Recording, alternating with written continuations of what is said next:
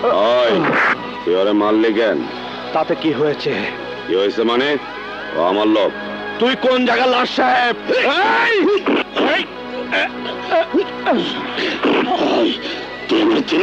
দুনিয়া কারো আমি চিনি না, তুই কয়দি আমি কয়দি বাস।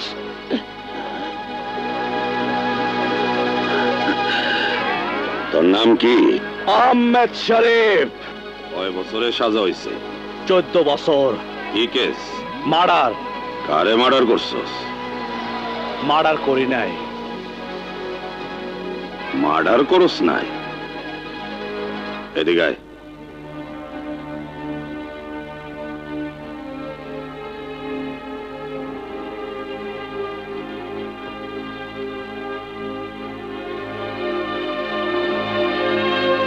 ও, এই ঘটনা আপিল করস নাই?